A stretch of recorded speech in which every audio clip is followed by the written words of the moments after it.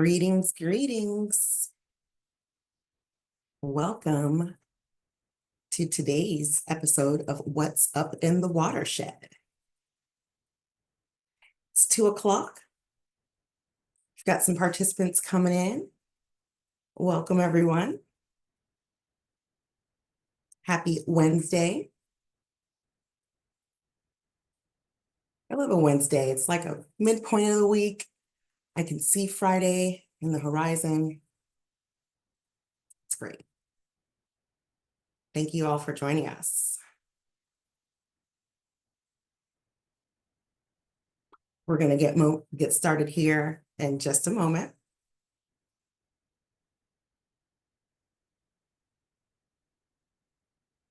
Thank you, everyone, for taking the time to join us today. So what's up in the watershed? We have with us Mike Martin with Fort Pierce Utilities Authority. Mike's worked in the utility industry for over 18 years, and right now he's in the role of Operations Supervisor and Project Manager for FPUA's Water Reclamation Department. He is an FDEP licensed wastewater plant operator, so he understands the stakes of how environmental pollution can harm Florida's precious waterways, like the Indian River Lagoon and its manatee population. Mike has a Master's of Business Administration from Georgia Southwestern State University, and he's currently pursuing his Doctor of Public Administration from Valdosta State. Thanks for joining us today, Mike. Thank you. It's great to be here. Hello, everybody. Good afternoon. I appreciate the invite, and I'm excited to talk about all things that have been happening here at Fort Pierce Utilities and how we're modernizing and changing our wastewater system and making some sustainability efforts for the greater good. So I think I'll just jump right into it, if that's okay. Go ahead.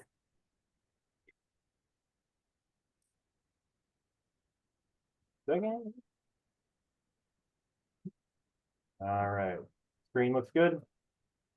Yes. All right.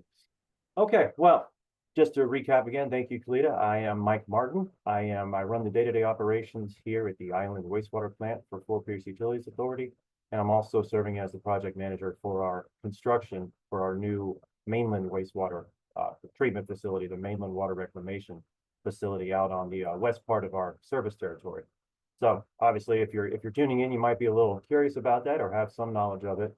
But we are moving this island location. We are moving this site and eventually be decommissioning this island wastewater plant that's been here for a very long time for a multitude of reasons. The main reason relevant for today's discussion is the protection of the Indian River Lagoon, of course. So without further ado, I'll just get into it here, and there'll be plenty of time at the end for questions and answers. I'm excited to talk to everybody. All right, so just a little background. The original plant was built in 1959 on this little peninsula. Prior to that, this was actually Army barracks property, and I think the Navy SEALs used this for staging of some of their equipment back in the 40s. So this location's kind of had a storied history. Since 1985, the current wastewater plant was built as the result of a large expansion project. They rated this plant for up to 10 million gallons a day. We are still only really around about 5 million gallons a day from our citizens and our customers, Fort Pierce Utilities Authority.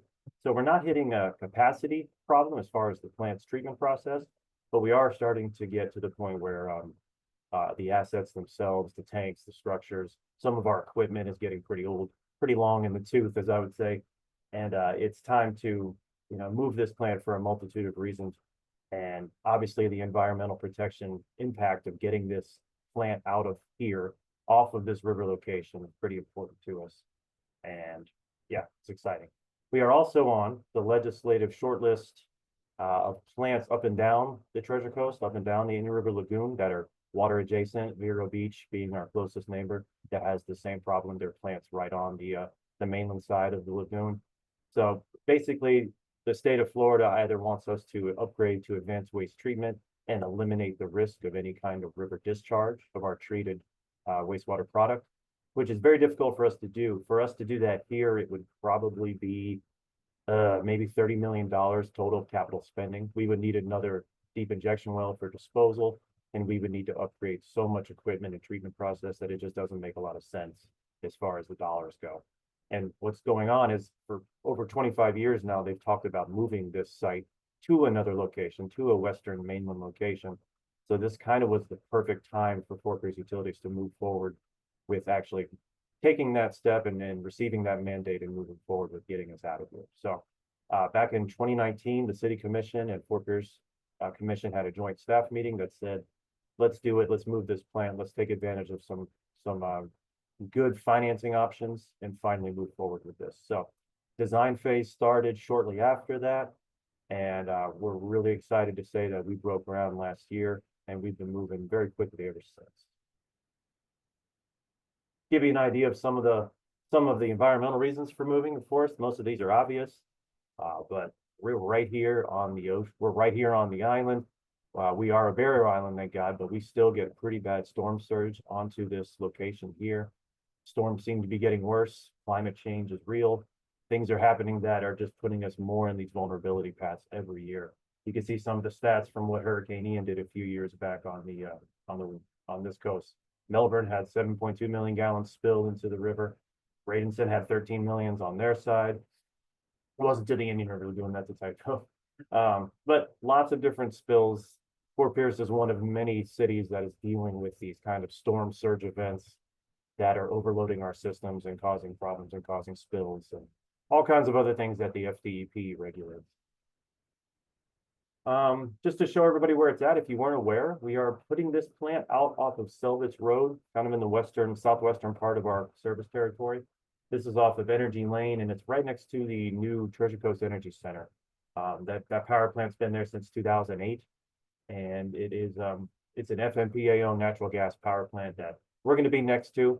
We're also due east of the St. Lucie County landfill and other industrial sites. So the wastewater plant's going to make a lot more sense out there in that southwestern corridor, far from homes, far from any future neighborhoods even. We feel pretty comfortable that we're not going to be causing any problems, and we're going to be kind of out of the public eye finally. Right now, we're sitting here at the bottom of the South Bridge, and everybody sees us when they go to the beach or go do their recreational activities. So we're very much in the public eye now and have been for years. But it's time to redistrict us kind of out where maybe our smells will intermingle with the rest of them, I like to say. So here's kind of a rendering of the new site. So design phase, like I was saying, started in 2020, 2021. We really got going with a contract in 2022. That's when we really started getting into the workshops, visiting sites, really deciding what kind of wastewater plant we wanted to build, how much we should spend, what kind of treatment processes we should use. All of those real granular details started to come together in that phase. And we decided on going for a kind of a state-of-the-art technology. For anybody who knows, this is going to be a modified sequence batch reactor type of wastewater plant, which means we're still going to be using biology and bacteria like we do now, but basically doing everything in a sequenced batch process to where we can make a higher quality effluent. And then that process just starts over and over again, kind of round robin all day long. It's a little different than what we have here. We have just a conventional flow through wastewater plant here now. So basically, no matter what's coming in, it's getting treated to a certain level and just flowing out, in and out. This new plant's going to be a little bit more of a batch process. So we're excited for that. What's nice about this is it doesn't require quite as much tanks. It doesn't require all this concrete structure that the island plant currently has. If you've ever driven by, you see we have 7 large prominent tanks on the northern part of our peninsula, plus a couple of tanks on that south side that have been decommissioned. So our plant's footprint is fairly large now. As you can see, what we're building out there in the west part of town, they've got a pretty small footprint. We've built 4 large reactors that are going to do the same job that our 7 big tanks here do now. So what that means is we're building a much more modular plant and something that's really easy to expand 10, 15, 20 years from now as Fort Pierce's growth demands change. And if we need to add capacity, it's a lot easier for us to do that at the new site. Another big thing we're going to talk about here is this new plant's going to have a much cheaper cost to build. It was about 20% cheaper than the next conventional option up with all those concrete tanks I was talking about. Not to mention that it's also going to be about 30% cheaper on an O&M yearly basis to run this plant. We're taking advantage of 40 plus years of new engineering technologies. So all of the blower equipment, some of the treatment, the pumping equipment, everything's going to have variable frequency drives. Everything's just going to be much more energy efficient. So our total demand load is going to be a lot lower on a daily basis. Plus, because of that sequence batch kind of process I was talking about, we're not going to have continuously running motors like we do now. I've got 200 horsepower blowers here for the island plant that have been running pretty much nonstop since 1985, and they draw a lot of power. So we're excited for some of those cost savings that we're going to be able to capture once the new plant comes online. And as I mentioned, we're building this site for a minimum average daily flow of 8 million right now, with a peak of 24 million. And let me explain why that's important. A big part of our problem in Fort Pierce with our older collection system is we have a lot of infiltration and intrusion. That's stormwater getting into our collection system where it doesn't belong.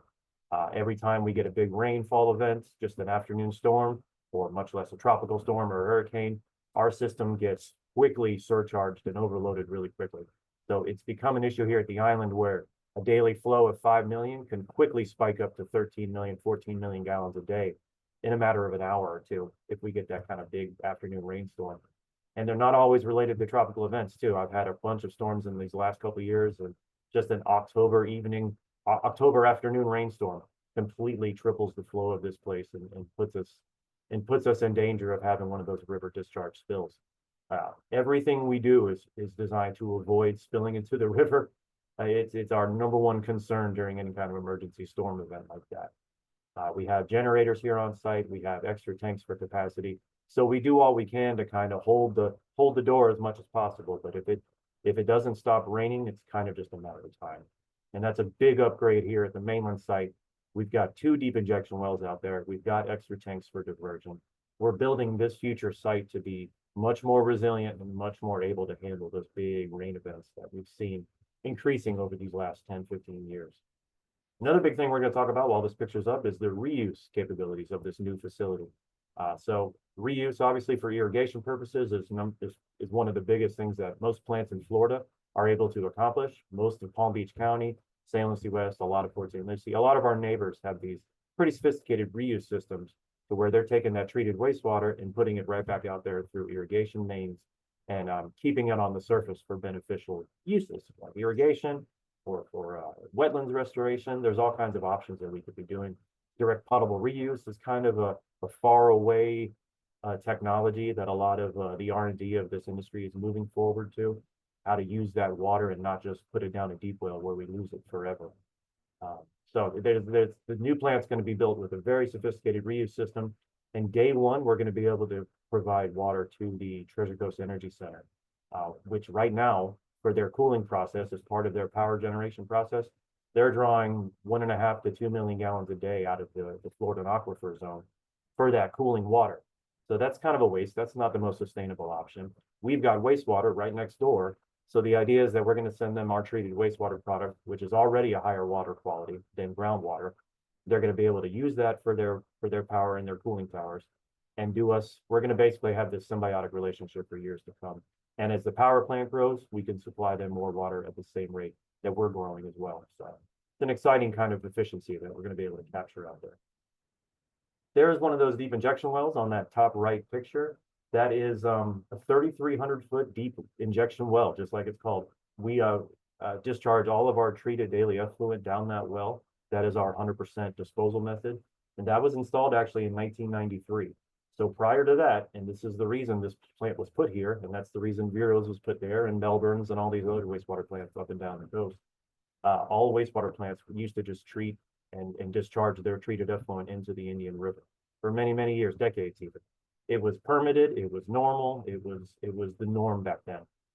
Luckily for us in 1993, just for political and kind of scientific evolution, in deep wells were ordained as a really good option for disposal method because Florida has the unique geology to support them. So deep wells are actually not common in other parts of the country.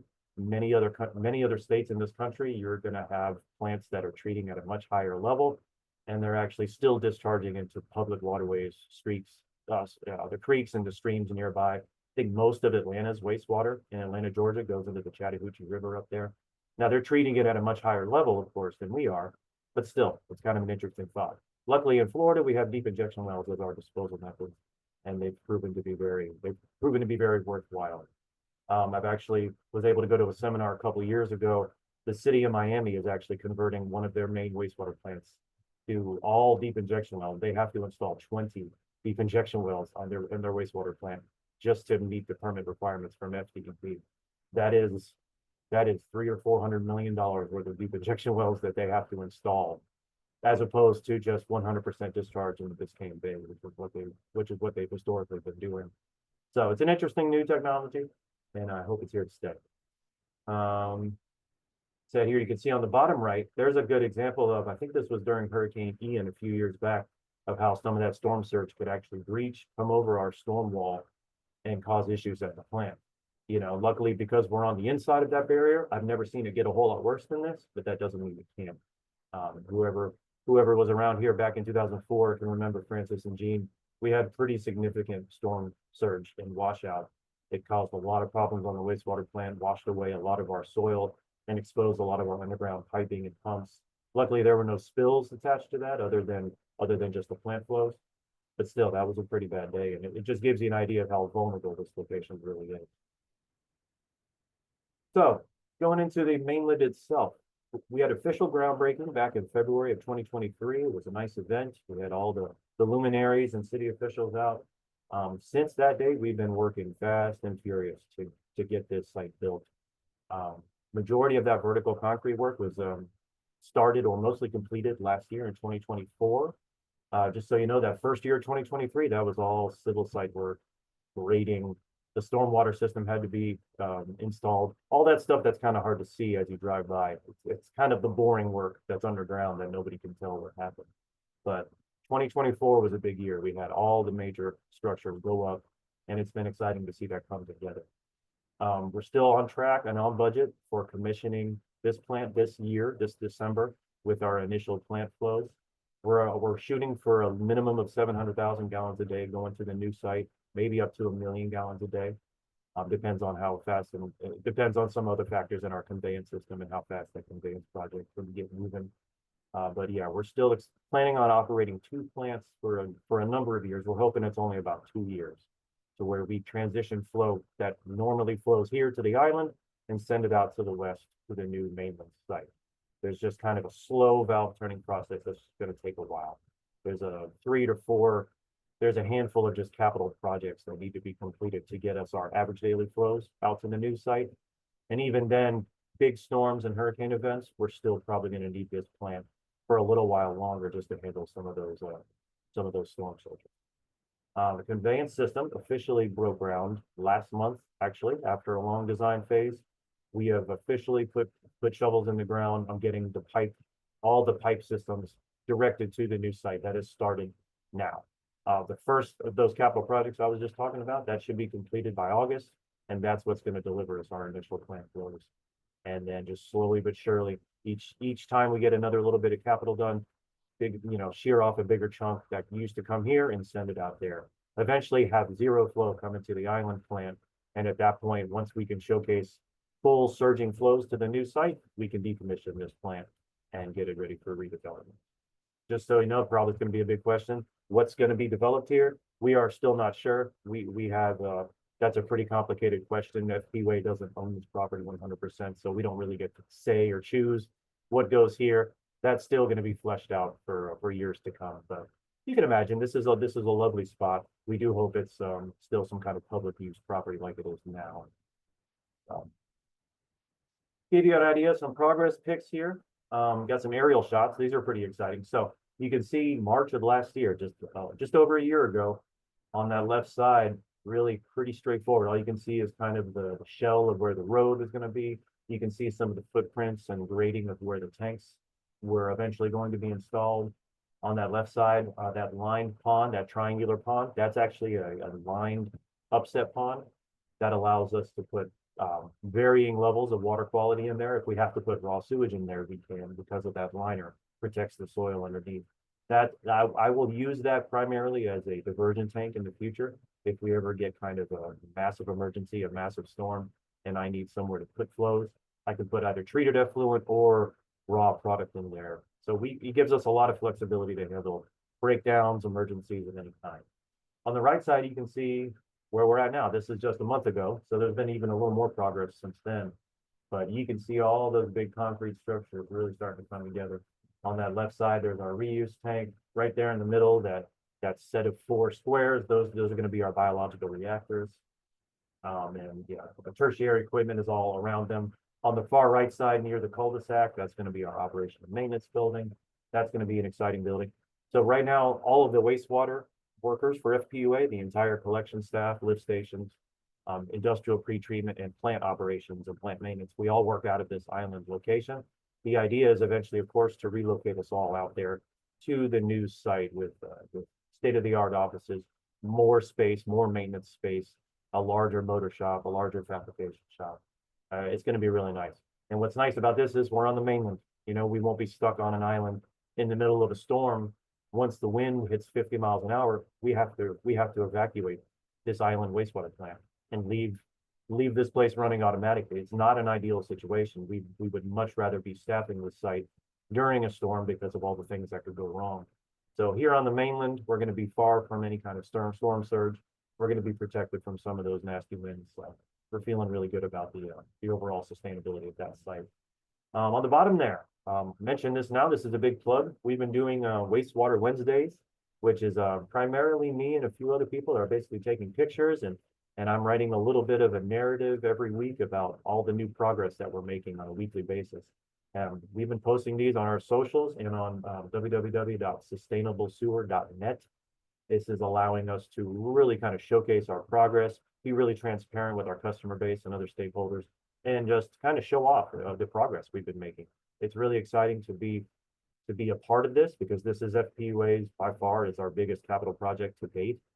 This is a transformative project for our company and for our customers and for our sewer system. And it's really fun to kind of show it off. This is just one of many initiatives that we're doing. Sustainablesewer.net has other things that we'll talk about here in a second, septic to sewer and some of our seagrass restoration. Here's a few more pics. I have a whole lot more pictures to show, but for the purposes of today, I'll just go over a couple here. Here on this left side, you can see the operation and maintenance building. So one side is going to be all offices. The other side is going to be a full maintenance base. I think it's 28,000 square foot total building. It's got plenty of space for future current staffing and any future growth that we're going to have.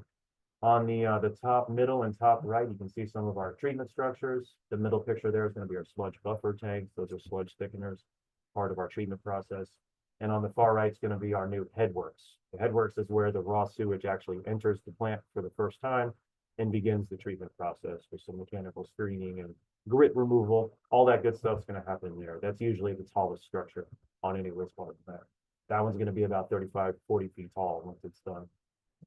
On the bottom left, you can see the interior floor of that O&M building, that operation and maintenance building coming together. Very significant steel reinforcement, concrete. I say it as much as possible. I was kind of a noob when it came to building and construction. I had no clue how much science went into concrete, the slump of the concrete, all the testing that goes into it. I've seen a lot of cast in place concrete over the last year. It's a really amazing, it's an amazing process.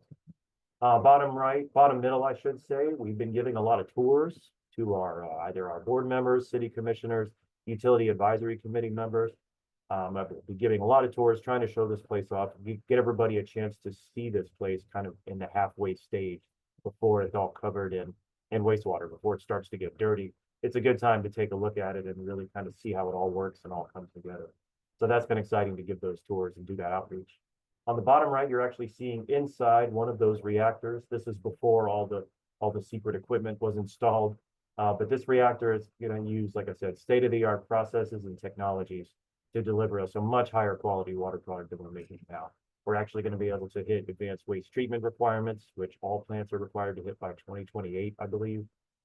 So that's going to be reduced nitrogen and phosphorus. I think less than 2 phosphorus and less than 5 nitrogen. I think maybe that's backwards. All right, so on top of that, on top of all the exciting stuff that's happened on the wastewater plants, we're also growing our wastewater system with the septic to sewer conversions and the septic to sewer program. And what this means is basically septic tanks, leaking septic tanks, especially old septic tanks, are one of the main contributors to groundwater pollution, nutrient runoff. Some of those things are, you know, exacerbating factors that helped lead to the blue-green algae crisis of 2016. that nitrogen and phosphorus getting into the soil and then washing through the drainage systems of cities and from Lake Okeechobee. All that stuff, it all kind of contributes to that. Of course, everybody in this room probably knows that. And it all hurts the lagoon and our environmental, it has a big environmental protection impact. So what we're doing is moving forward with trying to target certain parts of our service territory that have septic still and get them to convert to these little E1 grinder pump kind of stations. So what this does is it's a low pressure sewer system that gets installed outside of a customer's house and connects them through smaller force mains to our existing collection system. So this is a great way to get people hooked up without tearing up their roads, tearing up their yards too bad. And it's a really kind of low impact, low cost way to gain new customers for FPUA, help us be able to kind of shoulder that load and add revenue streams to us, at the same time protecting the environment and identifying those polluting septic tanks that are causing problems. Happy to report, of course, most people know here, the IRL-NEP has helped grant over $360,000 to FPUA back in 2023 for this initiative. That has actually allowed us to install about 44 of these little septic to sewer systems for our customers out there. It's been a really lovely thing. That really helped a lot of the early adoption and take rate for these systems, because a lot of those costs were offset for the customers who signed up. So we appreciate that. As of right now, our grants team is out there adamantly finding more grant money to try to get more of that pot ready so we can offer these systems to more customers at that reduced cost. I think the all-in price is somewhere near $10,000, and as much as we can help shoulder that, and through grant funding and through our own fundraising ideas, we'd like to do that for our customers, because we want to grow this system as much as they want to have it. So happy to report we've done 87 in total so far. There are 3 more currently in progress, and more coming. You can see here, this are some of the expansion project targets that we're trying to get into. Right now, you can see some we've already gotten into: Fleetwood Acres, Green Acres, the Jefferson Parkway area. We have a few, and there's a lot more coming. These are all these little pockets of Fort Pierce that aren't on a conventional collection system. For some reason, they were just not in the city at the time when everything was installed, or whatever reason. These are locations we're trying to add new customers and revenue streams. So it's an exciting time. On top of this, I'll mention, I don't have a slide for it, but we've done for years a very extensive gravity main repair program. So we use cured in place piping, or slip lining, it might be called by some people, to actually repair gravity mains underground in some of our older parts of town that still have clay pipe. There's still a lot of, it's called vitreous clay pipe, and it was all the rage in the 50s when it was installed, but it's not PVC, it's not a durable material, and most of that pipe is now getting to the age where it's starting to crumble and allowing a lot of that storm water to get into our system, which is one of the big problems we have here at the plant with storm surge and spiking flows. So we're making a lot of methodical progress out in the collection system to try to fix those pipes, find those leaks, repair them. And this cured in place piping is really neat technology. It actually, you insert this material into the pipe and then basically inflate it with steam and pressure, and it creates a brand new PVC pipe inside that old deteriorating pipe. So it's kind of like a stent. It's almost like an artery stent for a medical procedure. It's the same idea. It's about 10 times cheaper, and it's about 10 times quicker to repair mains compared to ripping up the road and replacing them in the old-fashioned way. So it's been something we've worked on for years. We've got a lot of grant funding to help us with that as well. That has big impacts on, of course, groundwater pollution and how that trickles into the lagoon. So we're making progress on that year by year. Got a long way to go, but we've already made a lot of progress in our older parts of town. So kind of the last thing I'll mention as far as our efforts and all the fun things we're doing, seagrass restoration. So a major component of getting this plant funded and some of the grant awards that have been helping us move our wastewater plant and helping us fund that new site have been tied to restoring some of the seagrass and maybe some of the impact that this wastewater plant has had over the years, in addition to many other factors. So restoring the seagrass has been a major focus of kind of what we're doing. We're getting a lot of help, of course, from the IRL-NEP. We've done over 1/2 acre from Sea and Shoreline directly due to your funding. Thank you very much. And I think FDEP's Resilient Florida program is actually giving us pretty soon up to the ability to do up to 4.9 acres of seagrass adjacent in and around the island wastewater plant here on the peninsula. So this is an exciting thing too, try to minimize our impact and also try to restore what we might have impacted over these last 60, 70 years of this plant being here. So it's exciting stuff. Across the board, FPUA is really, we're committed to environmental protection. Moving this plant is, like I said, one of the biggest capital projects we've ever done, and something we're really proud to talk about. And we'll have to set it up. I'm not sure of the logistics, but I'd love to give more tours of the new site. If anybody on here wants to get a tour, I'm sure we can figure out how to get some information and figure out how to do that. I'd love to walk around and show off to our customers and other stakeholders exactly what's going on out there. So with that, I am gonna call my part today, and we could go into questions if we have any. Alita? All right. Thank you so much, Mike. That was very informative. I learn something every time about this project. I hear about it every time and there's something new. So thank you so much. I've got a few questions here. The first one is, what percentage of identified septic to sewer properties have been converted and what's left? That is a good question. I can only kind of guesstimate right now, and I can get back to you with a stronger answer on that. I would say we've identified, there's not many of these little septic pockets in Fort Pierce. The majority of our incorporated city is on the collection system. I would say we've probably gotten into the 15 to 20%, maybe 25% range of the areas that we're trying to get converted over and offer these to customers. I may be wrong on that, but I can get back to the group on that one. Okay. Also, another question was, how many people will this facility serve? I mean, people, businesses? The wastewater facility itself, the plant? Mhm. Yes. It'll serve all of our current customers. I think with Fort Pierce's, the residents, the population is around 43,000. I want to say we have, once again, I'm trying to barely remember these numbers. I think as far as water meter services, I think we're in the 25, 30,000 range. That's customers, that's residential and industrial customers. But Okay. what we're trying to do is get poised for the growth. Whether we like it or not, Fort Pierce is growing, and we're getting a lot of new housing developments going in. We've got a lot of industrial growth on our western corridor. Yes. So we're kind of putting this plant geographically in a place that can handle that growth and get us ready for Fort Pierce to double in size, because it's probably going to happen over the next 10, 15 years.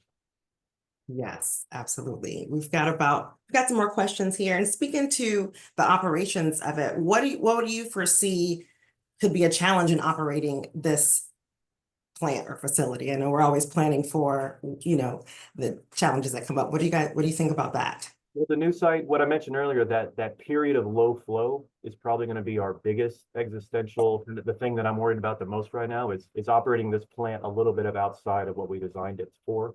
This plant needs at least 3 to 4 million gallons a day to operate at full force with all the pumps and all the motors working correctly. We're going to be operating in kind of a starved operation for a matter of maybe a year or so. So we're going to have to kind of do some testing and tuning on how to best do that. But we're going to have a lot of support from our vendors, a lot of support from our technical team to help us get over that time period. It's building a greenfield site like this. We're building a brand new wastewater plant that's nowhere near the old one. This is just kind of tricky. We're one of a few who have done this in America. Most times you see wastewater plants getting upgraded or rebuilt on the same site. And so it's a much easier way to connect those existing flows. Since we're converting and having to redirect all that wastewater flow, it's just going to take a little bit longer for that full flow to get here. So operating outside of our norm is just going to be something we have to manage, and we're excited for that challenge. That's okay. There's lots of great changes and things at FPUA, so I think it's great. There's another question. Can it serve the county as well, and does it currently? Right now, we don't have any direct county flows coming in. We still want them to be somewhat of a partner in this situation. So any of those flows, any of those ways to get those flows to our plant, we are more than welcome. The more the merrier. The more wastewater that we treat, the more cost efficient it becomes. It's very much an economies of scale situation with wastewater treatment. But at this point, this is only going to serve our normal Fort Pierce utility service territory and any future growth. Okay. All right, next question. What would be your ideal usage for the old site located on the lagoon? Once again, this is way above my pay grade to figure this out. I would love to see it remain some kind of public park. You know, we have a lovely little area for like a river walk, something similar to what Port St. Lucie just built down on the St. Lucie River. I would like to see something like that, but I don't know. I know this has probably made developers, they've been licking their chops for years, probably for this site. It's a lovely waterfront location, so. Agreed. We shall see what it turns into, you know? We shall see, yes. Another question, excuse me, will the source of water remain the same for the new location of the plant? What do you mean by that? Is the Is- collection flows? I'm guessing so. I think so, yeah. So right now, the island plant is fed from our master lift station A, across the river. We actually use underwater force mains that are inspected every year just to keep everybody comfortable with that notion. Right now, those flows are coming directly to the island plant, to our headworks. So what we're going to be doing is doing some pretty complicated reversal and new installation of some pipes and valves over at lift station A, our master lift station, right next to the Manatee Center, Mhm. to actually start diverting that flow west. So it's all going to be if you flush your toilet in Fort Pierce, it's just going to go to a new plant. Nothing else is going to change for the customer, or most of the collection system is going to remain the same. Okay, that's good to know. And then I think this might be our last question. Okay. Is there a point of contact or a hotline for questions or emergencies during the remaining transition? As always, you can call our customer service line. You can call our direct number at 772-466-1600.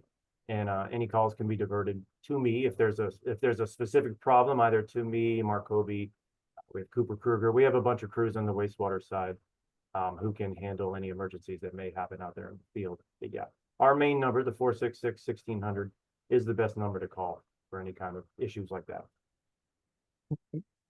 I thought that was the last question, but there is one more.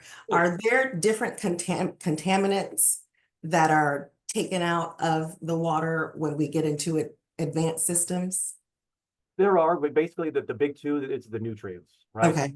The big political thing that happened after that blue-green algae crisis that we probably all remember. It was the nitrogen and the phosphorus that comes from biosolids, residuals management, fertilizers, all that stuff that's happening in the center of Florida got basically drained out to the lagoon over here and to the West Coast. So it caused kind of a red tide fish kill over there, and it caused our algae bloom over here. And so nitrogen and phosphorus are always going to be what this industry is trying to remove. So the nitrogen and phosphorus will be coming out of the water quality, the actual wastewater itself. We're going to be achieving a lower minimum detectable limits of our nitrogen and phosphorus. It'll still be in our biosolids, but we have multiple residuals management options to make sure that our biosolids are being handled and disposed of and composted and conditioned correctly as well. So the new treatment plant is really going to do a great job at removing that extra nitrogen and phosphorus that this old plant can't quite do. All right. Well, thank you. I believe that's all the questions. If there's not any more, if you have one, go ahead and raise your hand or type it into the Q&A box. If not, I think maybe we could talk more about this, on our One Lagoon podcast in the future. Maybe we could get some more talking about some biosolids. I want to hear some more about that. And I think also the sustainablesewer.net, making sure that if you're interested, that everyone signs up for that and book a tour. If you want to come with me, I'm about to look at my calendar and book one with Mike. So if you're interested, come along with me. It'll be fun. You can send me an email and we can get that set up.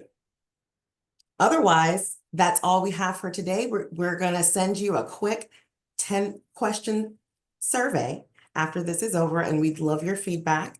And if you have any suggestions or ideas for future webinar topics, let us know. Thanks so much, everyone, for your time. Have a great day. Thank you all. Thanks, Cleta. Thank you, Mike.